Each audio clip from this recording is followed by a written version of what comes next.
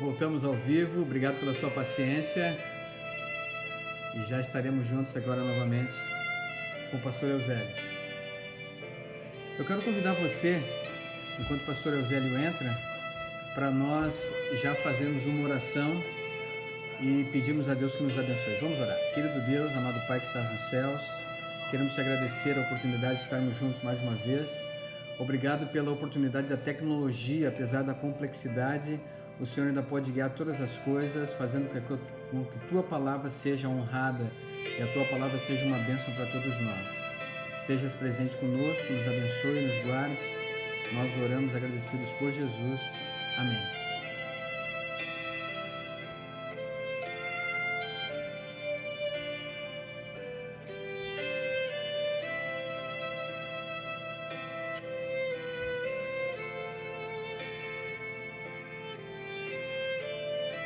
Isso, agora vai dar.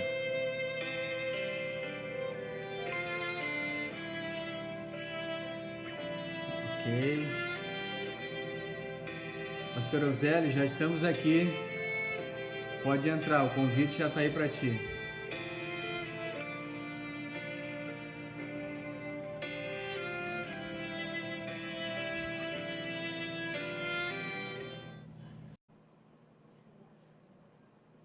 Agora sim.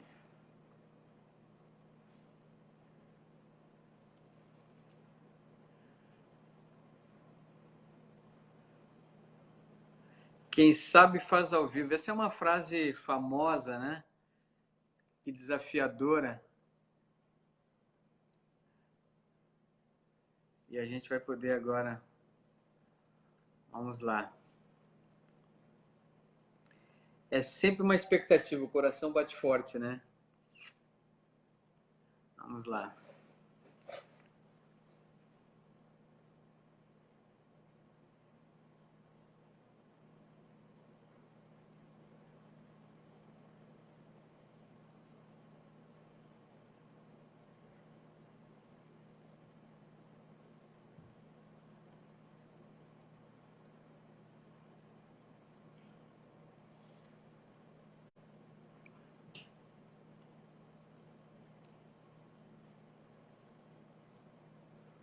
Vamos lá.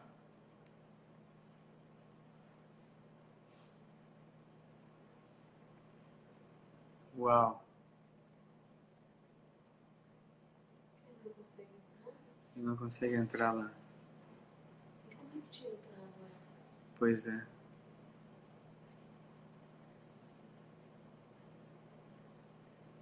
Coloca ele Agora sim. Aê! Poxa, que dificuldade, hein, Jorginho? Deixa eu orar aqui pedindo ao Senhor. Tá me ouvindo bem agora? Sem eco? Hã? Sem eco, sem nada? Sem eco. O pastor Ebucho está aí com a gente? Tá aí com a gente. Legal. Eu conheço também há bastante tempo. Um abraço, pastor Jorge. É comigo. Oi? Eu já tomei a liberdade, já fiz a oração. Então, eu gostaria que tu, mais uma vez, aí, que algumas pessoas entrarem e saírem, mas que aí agora desse mais um cumprimento e a gente pudesse agora ter um tempo para ter aí o recado para as pessoas que estão junto conosco. Só lembrando o pastor, lembra do pastor Zezinho lá do nosso grupo do Salto, lá, né? Sim. Tá. Qual o nome? O pastor José, o Zezinho. Sim, lembro. Está na África, sim. Está com a gente também? Ele está ouvindo também, mas ele vai estar numa das lives junto com a gente, também aí falando da África, trazendo algumas coisas. Bem bacana também, tá bom? Eu já estive na África em 2012. Eu fiz uma missão Caleb com 24 jovens. Fomos para Moçambique. Fomos para o norte de Moçambique, um lugar chamado Munguluni. Foi uma experiência fantástica, Jorge. E inesquecível na vida de todos nós. Fomos lá, passamos lá 15 dias com eles. E ao final daquele evangelismo, levei médicos, dentistas e jovens universitários, foi assim, algo fantástico.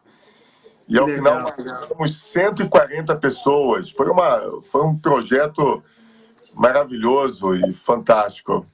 Eu quero um dia voltar à África, queria fazer de novo. Que bacana. Voltar nesse mesmo lugar, queria voltar lá. Legal. Muito bem, vou fazer oração então. Tu conhece esse pessoal aqui? Se eu conheço? Eles foram teus alunos lá no IAP. Uau! Poxa. A Anne e o Rodrigo. Ah, sim, sim. Tá. Isso há 15 anos atrás. Valeu, Dani. Rodrigo, um beijo para vocês. Rodrigo e a Anne. Rodrigo e a Anne. Um beijo para vocês. Legal. Que bom, pastor José. Peteu, por favor. Tá bom. Vamos fazer uma oração novamente? Claro. Feche os olhos comigo e vamos orar ao Senhor. Pai querido, a tua palavra será aberta agora. Abre o nosso coração e que ela possa ser uma semente do céu caindo no bom solo, num solo fértil, que é o nosso coração. Nós oramos em nome de Jesus. Amém. Se você está com a sua Bíblia, o texto base é Mateus 24, 37. Eu estou com a minha Bíblia aqui em minhas mãos. Mateus 24, 37. Pois assim como foi nos dias de Noé, também será na vinda do Filho do Homem. Você sabe que todo o capítulo 24 de Mateus, Jorginho, e mais ali uma parte do capítulo 25, mas principalmente o capítulo 24, é uma resposta à pergunta que os discípulos fizeram a Jesus no verso 3 do capítulo 24. Os discípulos perguntaram assim: estavam no Monte das Oliveiras e se aproximaram dele os discípulos e disseram: dize-nos quando sucederão essas coisas e que sinal haverá da tua vinda e da consumação do século. Então Jesus começa a discorrer sobre os sinais da vinda dele. E ele fala também da experiência de Noé. Ele diz: assim como foi nos dias de Noé, será na vinda do Filho do Homem. Então tudo que ele fala no capítulo 24 é respondendo a essa pergunta. E hoje nós estamos vivendo uma pandemia, estamos vendo uma nuvem de gafanhotos ali no sul da Argentina, tivemos um tornado em Santa Catarina, algo assustador, e muitas pessoas estão então pensando: estamos vivendo no fim, estamos vivendo próximo da volta de Jesus, estamos vivendo próximo da vinda do Filho do Homem, que é Jesus. Essa expressão se refere a Jesus, lógico, todos sabem. Então, eu quero me reportar aos dias de Noé, porque Jesus disse: assim como foi nos dias de Noé, assim será na vinda do Filho do Homem. Então, quando eu vou lá para Noé, eu quero convidar você a ir comigo lá para Gênesis, capítulo 6. Então, abre a sua Bíblia. Desculpa, Gênesis, capítulo 6. O verso 7, Gênesis 6, 7, diz assim: destruirei o homem que criei de sobre a face da terra, desde o homem até o animal. Então, nos dias de Noé, Deus decidiu fazer juízo sobre a face da terra, destruir o ser humano. E nós sabemos que Deus fará juízo novamente quando o Filho do Homem vier. Então, por que Deus decidiu destruir o ser humano na face da terra nos dias de Noé? Por que Deus decidiu isso? Abra comigo a sua Bíblia em Gênesis 6, 17. Gênesis 6, 17. Diz assim: porque eis que eu trago um dilúvio sobre as águas, para desfazer toda a carne que é espírito de vida debaixo dos céus. Então Deus trouxe juízo. Ele ia destruir toda a carne, os animais, tudo que houvesse fôlego, diz aqui o texto, debaixo dos céus. Isso em Gênesis 6, 17. E por que ele decidiu isso? Olha o que diz Gênesis 6, 11. Gênesis 6, 11 fala assim: a terra estava corrompida à vista de Deus e cheia de violência. E Gênesis 6,5 diz que a maldade do homem havia se multiplicado. Então, por que Deus decidiu destruir a terra, a vida na terra, melhor dizendo, nos dias de Noé, queridos amigos, e Jorge e amigos? Por quê? Porque a maldade, ela passou do limite. A maldade, a violência, ela subiu, ela passou do limite que Deus tinha para suportar isso. E por isso Deus decidiu pelo juízo. E eu pergunto, a maldade tem se multiplicado em nossos dias? Sim ou não? Muito. Muito. Em Mateus 24:12, Jesus disse: devido ao aumento da maldade, o amor de muitos se esfriaria. E a maldade se aumentou, o amor se esfriou. Hoje, por causa da internet, nós temos comunicação com o globo inteiro, o globo terrestre. O que acontece lá na China, nós sabemos imediatamente, em tempo real. E a gente vê a maldade aumentando no mundo inteiro. Em relação, até dentro da própria família, pais e filhos matando seus pais por herança, por interesse, e marido, esposa, o cônjuge. Então, a maldade não está apenas lá fora, hoje ela está dentro da família. O pecado, ele não está apenas lá fora, hoje ele está dentro da igreja, de forma bastante presente, com situações assim super constrangedoras e destruidoras. Então, a maldade também está muito, ela foi multiplicada em nossos dias. E por isso, tudo indica que o Filho do Homem também virá. Amém. Como foi nos dias de Noé, assim será na vinda do Filho do Homem. Não sei se estão entendendo o meu raciocínio, eu estou analisando por que veio o dilúvio. Era o juízo de Deus. Então Jesus disse, olha, há um paralelo. Quando o mundo também estiver com a maldade bem alta, a violência acima do limite, o Filho do Homem virá. É lógico que há a pregação do Evangelho, o Evangelho será pregado em todo mundo, lógico, mas eu estou dizendo que essa maldade, violência, elas nos mostram que o Filho do Homem está perto de vir, porque ele trará juízo sobre a terra, assim como o dilúvio trouxe juízo sobre a terra nos dias de Noé. Mas eu quero, a partir de agora com você, eu quero sair desse pensamento de como está o nosso planeta, e agora eu quero me ater no preparo de Noé para o dilúvio. Porque, veja bem, queridos, não importa o dia que Jesus vier ou vai voltar, não importa. Se eu não estiver preparado, não adiantou nada. Não importa os sinais, os sinais que mostram a violência, tornado, gafanhoto, pandemia. Se eu não estiver preparado, não adiantou de nada. Então, no fundo, o mais importante não são os sinais. No fundo, o mais importante não é saber dos sinais, mas é estar preparado. Isso é o mais importante de tudo. Muitos de nós, Jorge e amigos, estão atentos a isso tudo, e aí, por exemplo, o que acontece? Há uma pandemia, então todo mundo se assusta, aí se consagra mais, lê mais a Bíblia, né? Quando as 2 torres gêmeas dos Estados Unidos foram atingidas, todo mundo, opa, é o fim, então passou, se acalmou, e as pessoas voltaram à vida normal. Os que entraram para a igreja, voltaram, saíram.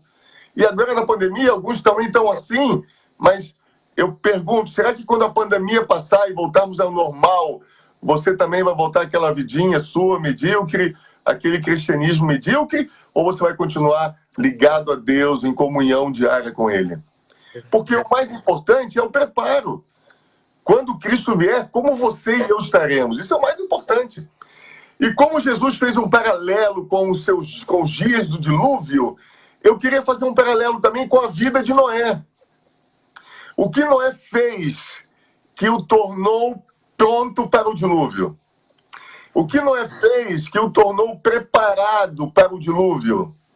O que Noé fez que o salvou do dilúvio? Então, se eu conseguir entender o que Noé fez e trazer isso para a minha vida hoje, eu também posso me salvar para o dia da vinda do Filho do Homem. Eu também posso estar preparado, Jorginho, para o dia da vinda do Filho do Homem.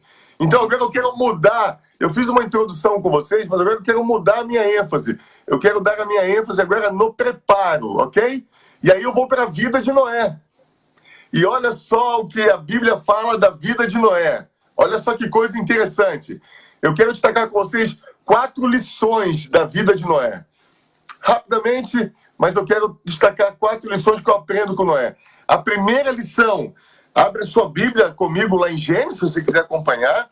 Se você quiser anotar essas 4 lições que nós aprendemos com Noé. Então, você abre a sua Bíblia lá em Gênesis capítulo 6. Gênesis capítulo 6, ok? O verso 9. Gênesis 6, verso 9. Achou aí? Diz assim na minha Bíblia: eis a história de Noé. Noé era um homem justo e íntegro entre os seus contemporâneos.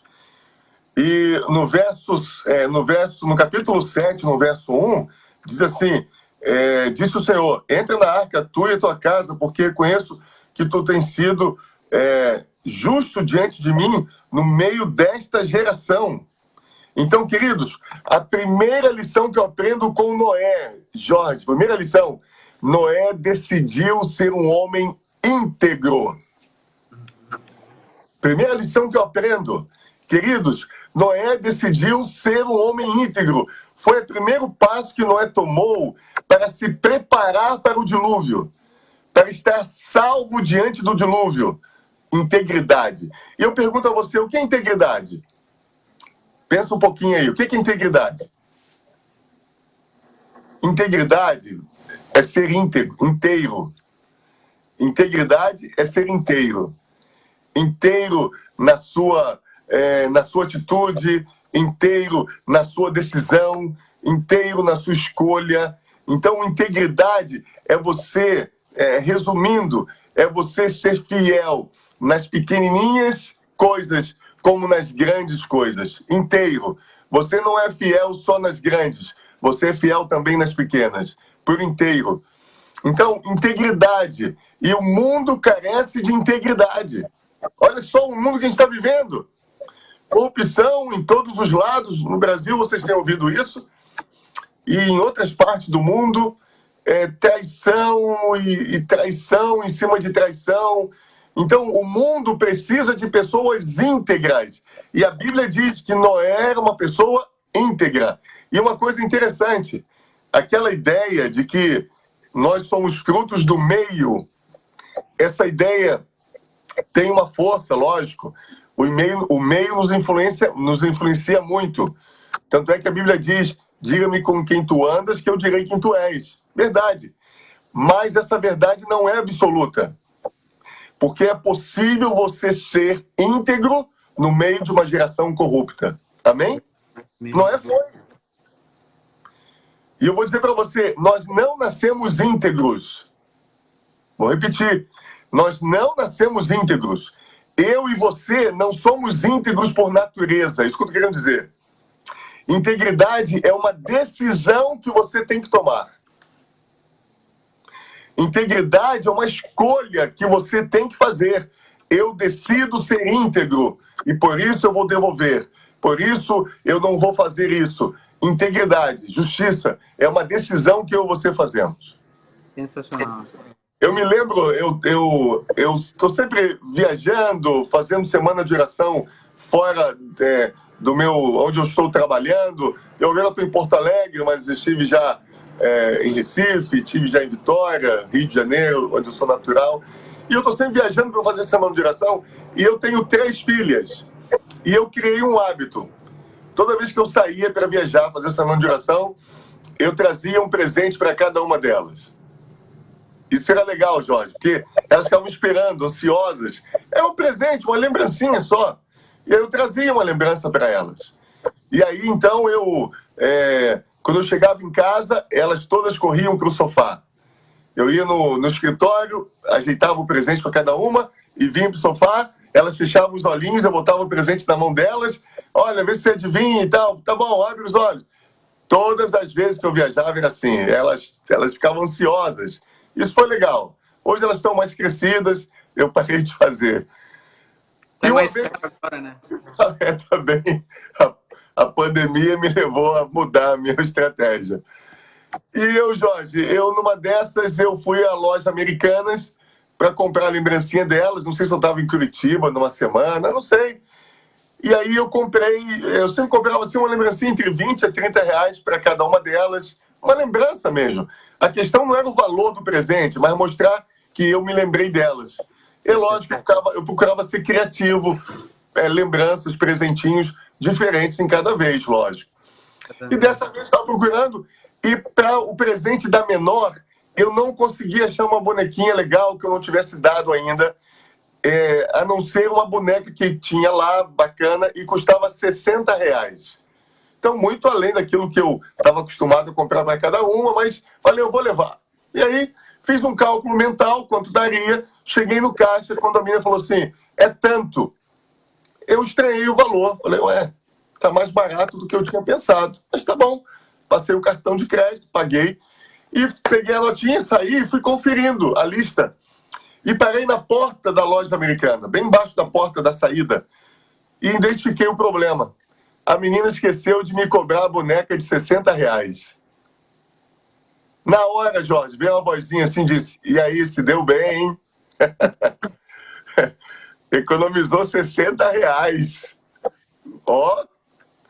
E aí, outra voz falou assim, não, se você não pagou pela boneca, você não pode levar, você tem que devolver. Outra voz disse, o dono da Americana tá rico, 60 reais não vai fazer falta, vai embora.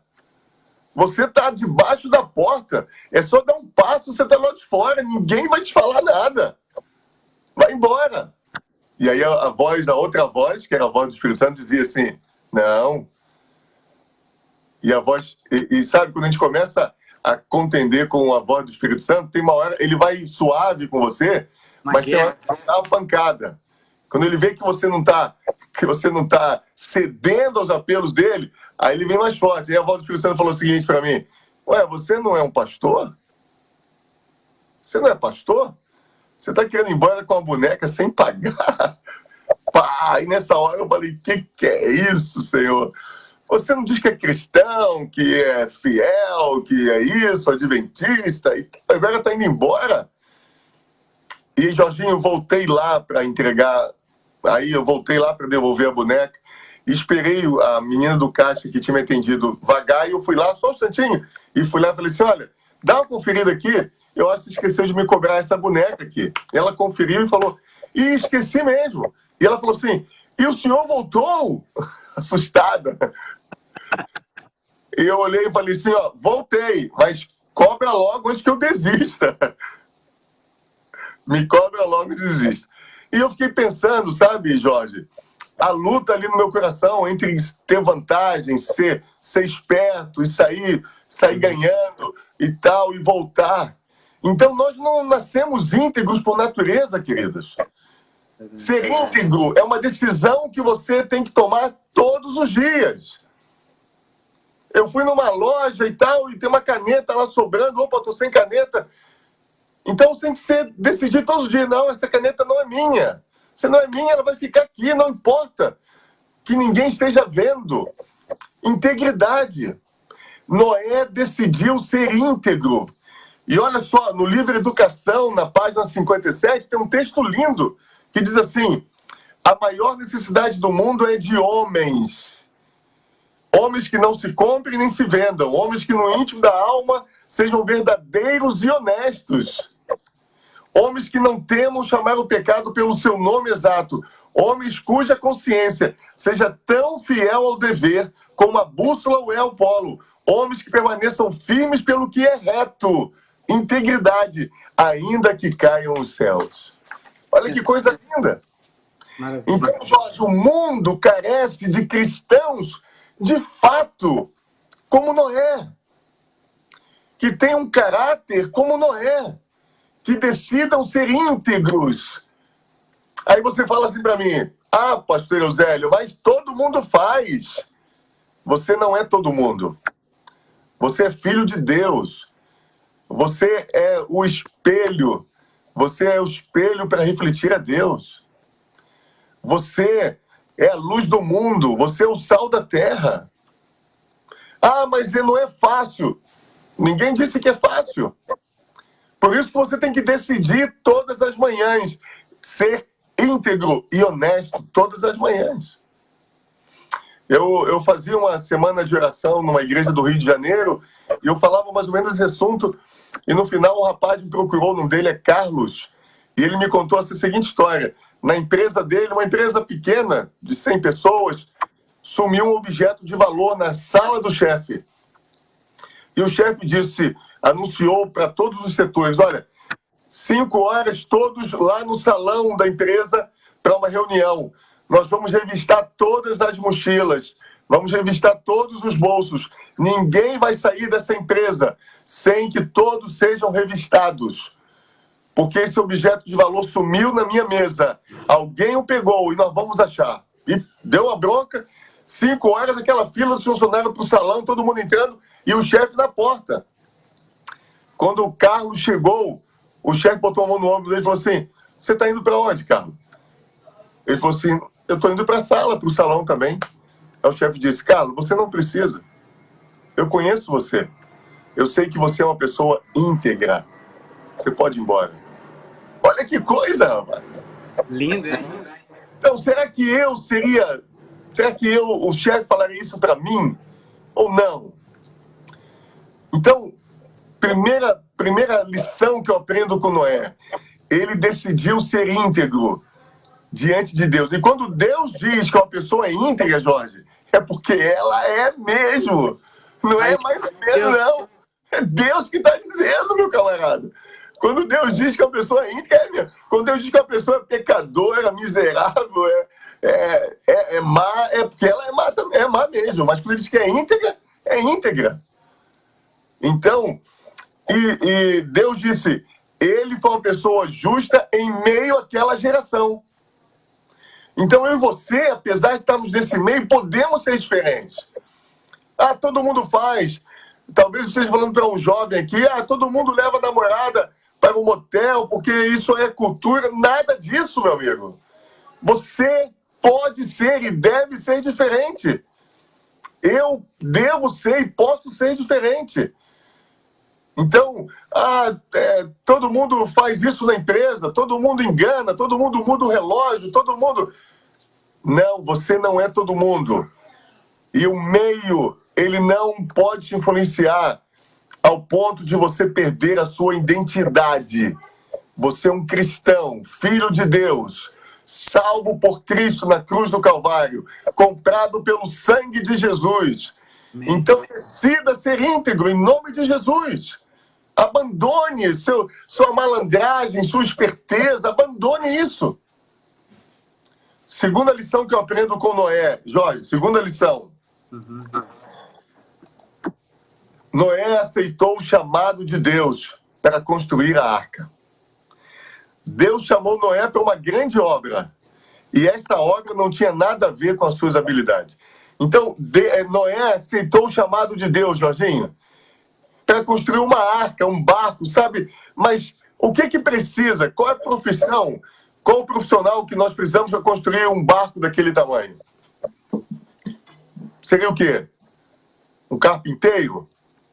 Né? Seria um bom carpinteiro, né? Bom carpinteiro, talvez um engenheiro para poder projetar ali. Eu estava vendo as medidas da arca, ela tinha 150 de comprimento, 15 de altura e 25 de largura. Um barco gigantesco. Eu visitei uma arca em Kentucky. Kentucky, né? Eu fiquei sabendo. Quando eu estive em Ohio, pertinho ali, eu quase fui, mas acabou que eu... Mesmas dimensões da arca, é uma coisa super... Mesmas dimensões, né, em Kentucky. Então, um barco gigantesco, você viu lá. Com certeza. E aí Deus chama Noé para construir esse barco. O Noé podia dizer, Senhor, eu sou agricultor. Complexo. Né? Muito complexo. Noé podia dizer assim, eu sou agricultor, meu negócio é com horta. Só manda eu plantar chuchu, abóbora e né, aipim, macaxeira, como diz no Nordeste, eu resolvo. Isso aí eu domino, Senhor, eu domino. Mas construir arca, barco, não é não é a minha praia, não é a minha praia. E quanto mais desse tamanho, Senhor, tô fora, o Senhor chama outro. Não. Noé aceitou o chamado de Deus, mesmo que não tinha a ver com as suas qualidades e as suas habilidades. Noé aceitou. E esse chamado de Deus, Jorginho, era para salvar os animais, salvar as pessoas que aceitassem a sua mensagem. E aí eu quero dizer para você uma coisa. Deus chamou você e a mim para sermos discípulos e pregarmos o evangelho para salvarmos vidas deste mundo, do juízo, para a vida eterna, para o céu. Deus chamou você e a mim.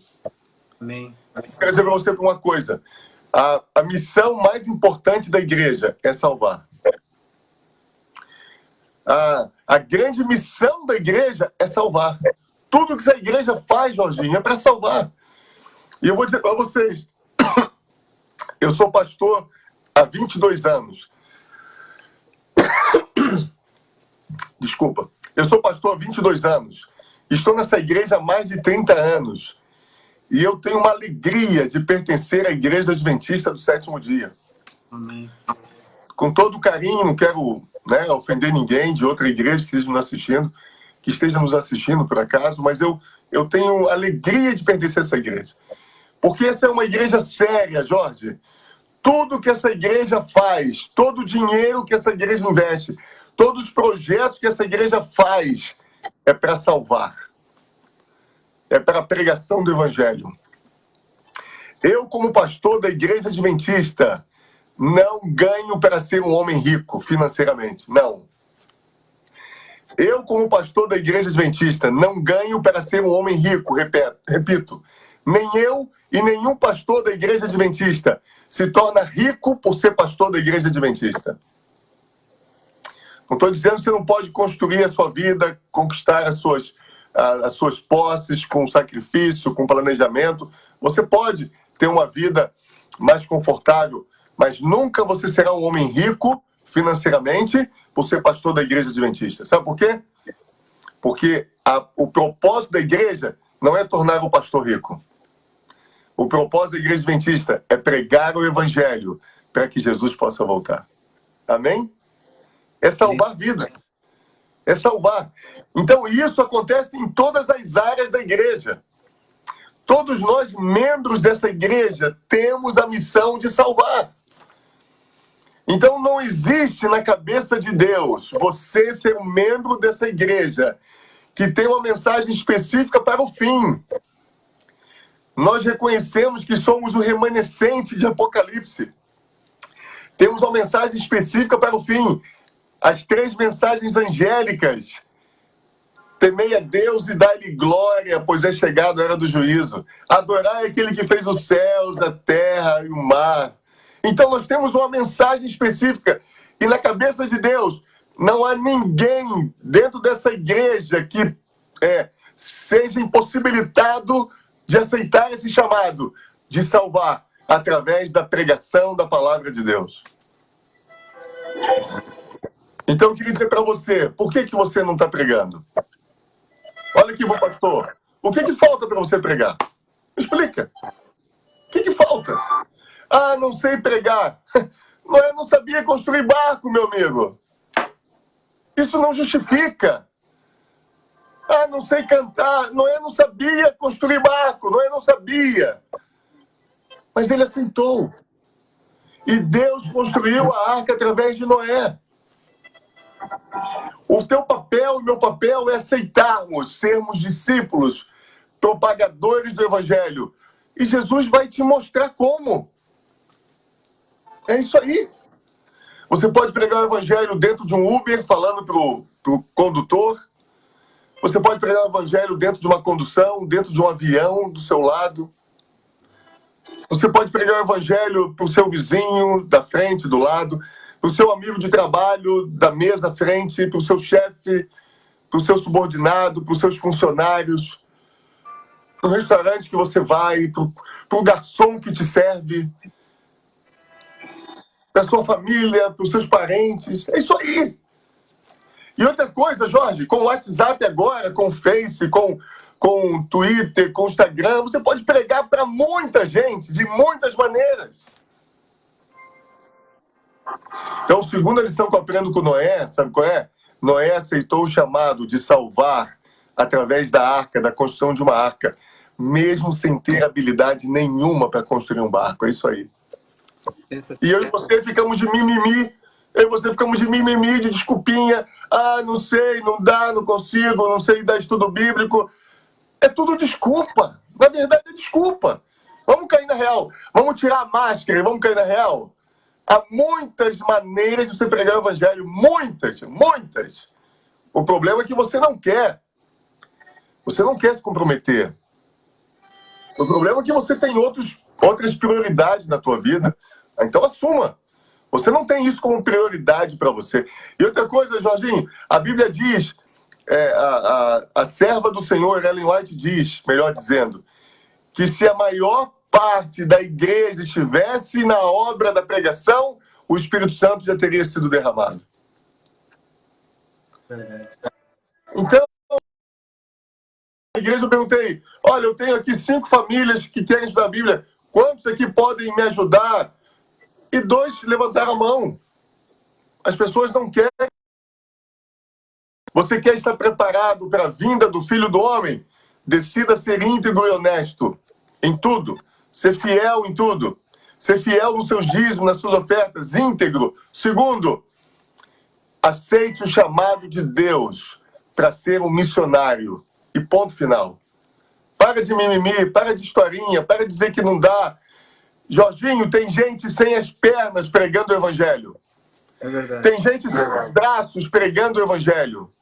Tem gente mudo pregando o evangelho por libra. Tem gente cego pregando o evangelho. Olha, sabe, então nada é justificável, nada é motivo para você não se envolver na pregação do evangelho. Terceira lição que eu aprendo com Noé. Terceira lição. Noé obedeceu 100%. Olha o que diz Gênesis 26, 22. Noé fez tudo exatamente como Deus tinha ordenado. Tudo. Noé fez tudo, tudo conforme Deus havia ordenado. Sabe? Alguns motivos para Noé desistir. Jorge, alguns motivos. Muito tempo, 120 anos pregando, construindo a arca. Jorge, 120 anos, Jorge. A gente não vive nem 120 anos. Imagina, Noé ficou 120 anos construindo a arca. Será que eu e você teríamos essa paciência? 120 anos. Segundo motivo para Noé desistir. Muito trabalhosa a arca. Enorme. Enorme, gigantesca, muito trabalhosa. E por último, é uma construção sem lógica. Nunca tinha chovido. Então, muito tempo, muito trabalhoso e muito ilógico. Mas Noé não questionou Deus, Jorge. Esse Noé é tremendo. Ele aceitou e obedeceu. E Deus fala, olha, passa betume por dentro e por fora. E Noé passou por dentro e por fora. Tábua de ciprestre. Tábua de ciprestre. Noé obedeceu 100%. Talvez, Jorginho, lógico, tirando o poder de Deus que suportou a arca. Ai, desculpa. Sustentou a arca. Mas, tirando essa questão do milagre, do poder de Deus, a arca só suportou tudo porque Noé obedeceu 100%. Noé se salvou, Jorge, porque Noé obedeceu 100%. E olha aqui para o pastor, vou dizer uma coisa para vocês que estão me ouvindo. Às vezes a sua vida não está dando certo porque você não está obedecendo a Deus 100%. Se Deus abençoar a tua vida da maneira desleixada que você vive o seu cristianismo, você vai dizer, não preciso de Deus, porque tudo eu faço, dá certo. Então talvez a sua vida está faltando bênção, meu querido. Olha aqui, porque você não está obedecendo 100%. Então, para de ficar questionando a Bíblia, Deus. Obedeça a Deus e pronto. Sabe por que nós, adventistas, guardamos o sábado? É porque a Bíblia diz que é o sábado e pronto. Se você encontrar um texto que mudou, é domingo, eu vou ser o primeiro a santificar a Deus no domingo. Mas enquanto isso não acontece, isso nunca vai acontecer, porque a Bíblia já foi lida muitas vezes. Então, é o sábado e acabou. A Bíblia diz que eu e você temos que devolver os dízimos e a oferta. Sermos fiéis, é isso. Ai, não sei, ai, é muito, é pouco. Meu amigo, obedece a Deus e pronto, rapaz. A Bíblia diz que eu tenho que ser fiel à minha esposa. Então obedece. Seja fiel. Larga esse relacionamento, essa gracinha com o sexo oposto. Para com isso. Seja fiel. E às vezes, Jorge, a gente quebra a cara porque a gente brinca com o pecado. Ah, eu vou só sentar com ela, vou almoçar fora com ela, só para fazer amizade. Ah, eu só vou sentar perto dela aqui, eu só vou... E daqui a pouco está traindo, está destruindo o seu lar e a sua família e todo mundo. Terreno perigoso. Terreno perigoso. Então, querido, Noé obedeceu 100%. Isso é fantástico. A Bíblia diz, Noé fez tudo que Deus ordenou. Imagina, Noé, constrói uma arca aí. Não, Noé vai construir um barco. Noé fala, é uma canoa? Ou é um barquinho assim? Deus falou, não, Noé. É 150 metros de comprimento, 15 de altura e 25 de largura. Eu acho que o Noé passou uma semana, Jorge, sem dormir, pensando, rapaz, que Deus é esse? O que eu fiz? Como que eu fui aceitar isso? Né? Mas Noé obedeceu. Porque maior do que o projeto que Noé recebeu, Jorge, era o Deus que ele amava e servia. Então obedeça a Deus, meu irmão. Seja fiel, obedeça a Ele. Olha, eu fui pastor no Rio Grande do Sul, fui pastor em Recife, fui pastor em Vitória, na FAD Minas, em Minas, fui pastor no Rio de Janeiro. 5 estados. Estou de volta no Rio Grande do Sul. Jorge, todas as vezes que os chamados chegaram e nós aceitamos, entendendo que era a vontade de Deus, nós fomos e vivemos experiências lindas e inesquecíveis. Acredito. Então nós temos que obedecer a Deus. Eu estava numa região aí dos Estados Unidos fazendo uma semana de oração numa igreja de língua portuguesa e eu fiquei sabendo que a igreja queria um pastor brasileiro. O pastor deles era espanhol, eles queriam um pastor brasileiro. E eu cheguei naquela época fazendo uma semana de oração. E aí teve um almoço lá no Junta Panela e o secretário da associação estava lá. E ele veio conversar comigo ali em off. E ele veio, né? Eu já estava sabendo, né, do burburinho. E ele perguntou assim, pastor Eusélio, a semana foi abençoada aí, né? Eu falei, graças a Deus. Deus atuou, né? Amém. Ele falou assim, você está feliz lá no Brasil, como pastor no Brasil? Eu já sabia onde ele queria chegar, não está feliz? Eu falei, meu amigo, não vou te negar não, eu estou feliz. E muito feliz. Aí ele falou assim, você tem um sonho de ser pastor aqui na América? E na hora eu parei e pensei, falei assim, meu amigo, sabe qual é o meu sonho? É ser pastor onde Deus me mandar. É ser pastor onde Deus me levar. Esse é o meu sonho. Não é América, não é Brasil, não é Porto Alegre ou Recife. Quando a gente está, Jorge, fazendo a vontade de Deus, quando você aceita obedecer a Deus, tem coisas nesse lugar que só Deus pode te revelar. E só ali você vai encontrar. Quando eu fui chamado para Recife, Jorge, eu não queria ir. Eu queria continuar em Porto Alegre, porque eu amei os gaúchos. Os gaúchos sempre me trataram muito bem, eu não queria ir. Tudo gente boa, né? Tudo gente boa, o gaúcho. Mas chegando em Recife, Jorge, o que aconteceu? Conheci uma família da Igreja Batista. Uma família 20 anos na igreja. Perdão, 20 anos não. A menina nascida na Igreja Batista, o esposo, 30 anos de Igreja Batista, líderes da Igreja Batista, mas estavam começando a ficar impressionados com o sábado. Ouvi um bulhão, uma pregação, e estavam pensando... E aí eu era pastor da Igreja Central do Recife, numa esfera de janeiro, a família toda, o casal e 2 filhos, foram à Central... Foram à Central, a igreja, para assistir como visita pela primeira vez. Eu estava de férias. E foram 3 sábados seguidos. Quando eu cheguei, o diácono me deu o telefone, eu liguei, marquei uma visita para eles.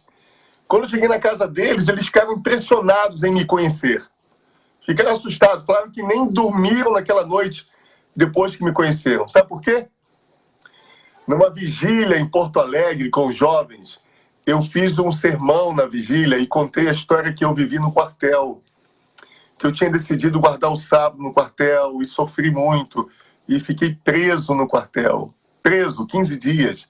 É um outro sermão, uma outra história que eu não vou contar hoje. Mas essa história, esse sermão, a igreja filmou lá na vigília e começou a passar na televisão. E eles assistiram.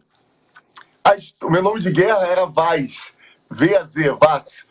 E eles assistiram a história do soldado Vaz. E quando eu cheguei na sala deles, na casa deles, eles ficaram impressionados.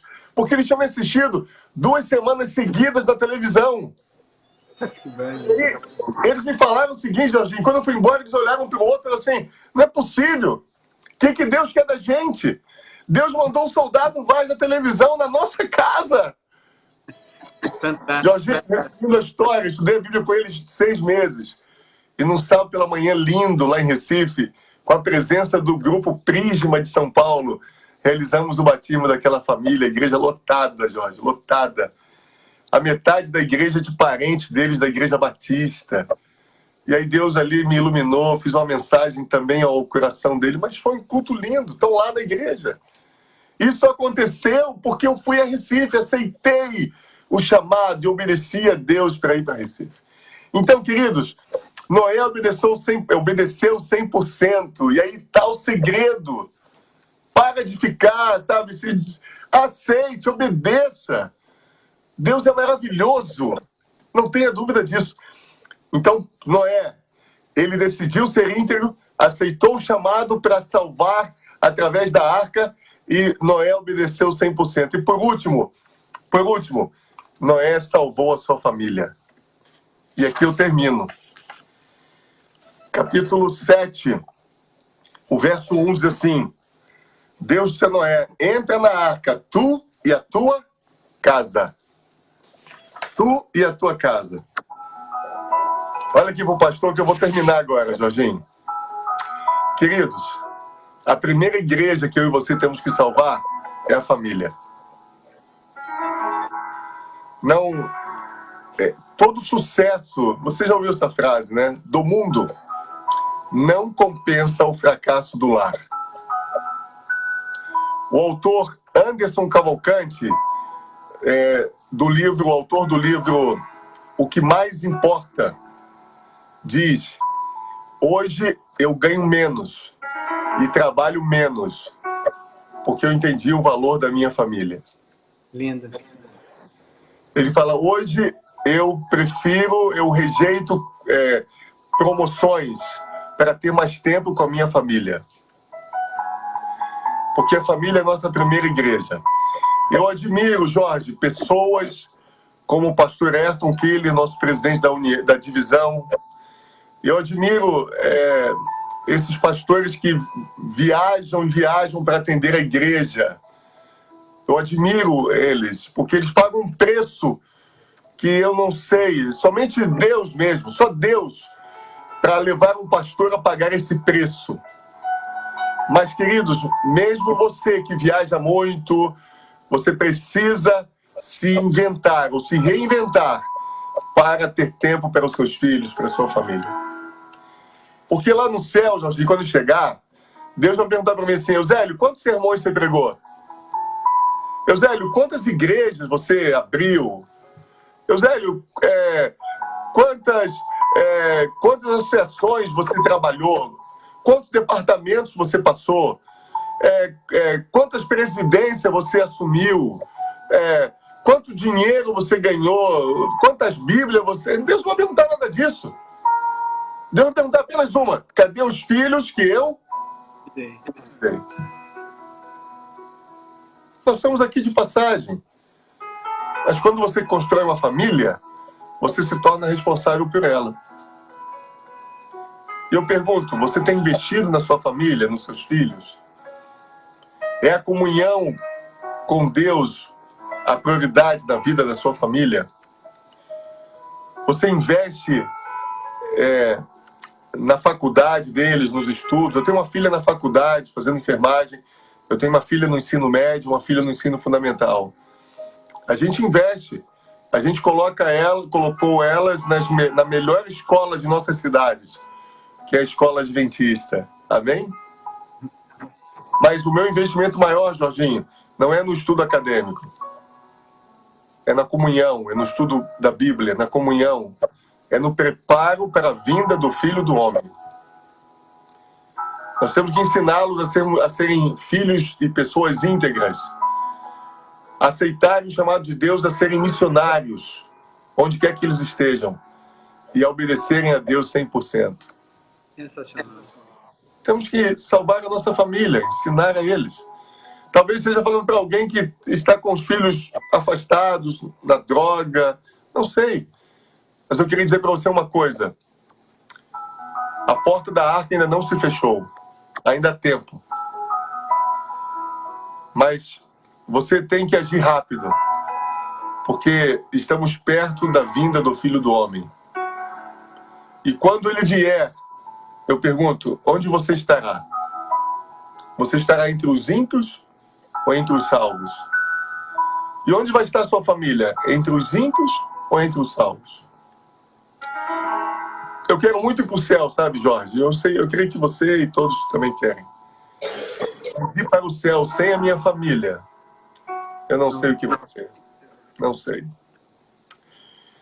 Vai ser muito difícil para mim, Jorge, chegar no céu sem a minha esposa, sem as minhas filhas que eu amo. Vai ser muito difícil.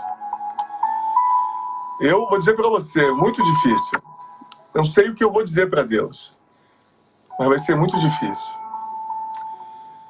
Mas só que eu preciso fazer algo agora. Agora eu preciso trabalhar isso. Alguns teólogos dizem que Noé foi um dos evangelistas mais fracassados da história da humanidade. Porque 120 anos pregando e ele salvou apenas 8 pessoas. Só ele e a sua família. Ellen White diz que alguns carpinteiros que ajudaram na construção da arca aceitaram a mensagem, mas morreram antes. Mas, enfim, poucos. Mas, na minha visão, Jorge, Noé foi o evangelista mais bem-sucedido da história da Bíblia. Eu acredito. Porque ele salvou a sua família, seus filhos. Ele salvou porque ele se tornou uma pessoa íntegra. Ele aceitou o chamado de Deus para construir aquela arca. E ele obedeceu 100%. E por isso, ele teve influência sobre os seus filhos. Como é que minhas filhas serão fiéis no dízimo, nas ofertas, se eu não for? Como é que minhas filhas farão do horário do culto sagrado se eu não me der importância ao culto? Como é que minhas filhas vão ter prazer ou ter importância de ler a Bíblia se elas não me verem lendo a Bíblia, orando? Eu queria convidar você a ser um sacerdote do seu lar, a ser a sacerdotisa do teu lar, mas salvar a tua família como Noé salvou. Amém? Eu quero terminar orando por você, orando por sua família. Eu quero terminar pedindo a Deus que nos ajude a aprender as lições de Noé, para estarmos preparados quando o Filho do Homem vier. Integridade no mundo corrupto. É possível, sim, ser íntegro em meio a uma geração corrupta. É possível, sim. Aceitar o chamado de Deus para ser um missionário. Não há desculpa. Para com o seu mimimi. Para com a desculpinha. Assuma ser um missionário. Peça a Deus, Ele vai te mostrar o que fazer. E obedeça a Deus 100%. Obedeça a Deus. E apresente a Deus a sua família. Invista na salvação dos seus filhos. Invista.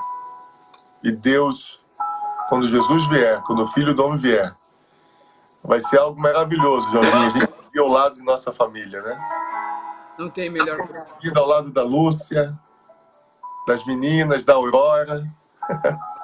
Tá chegando mais uma agora, Lisa. Mais um,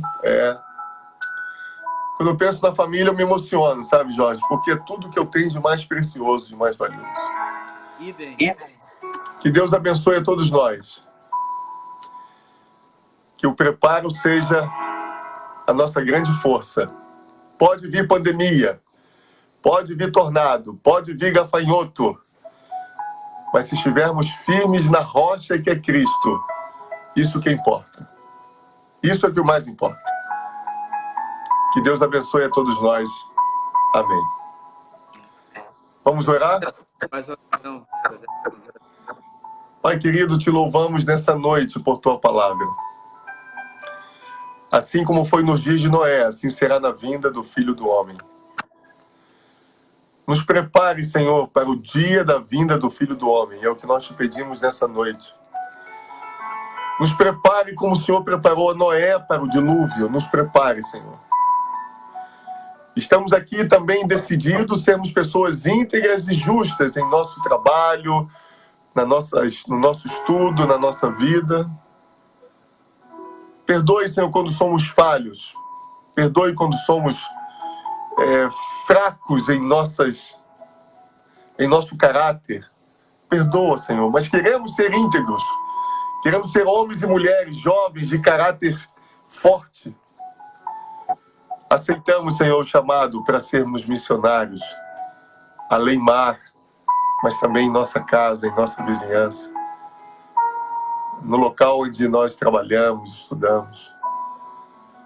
E, Senhor, nos dê forças para obedecermos a Tua vontade, a Tua palavra 100%. E, por favor, Pai, salve a nossa família.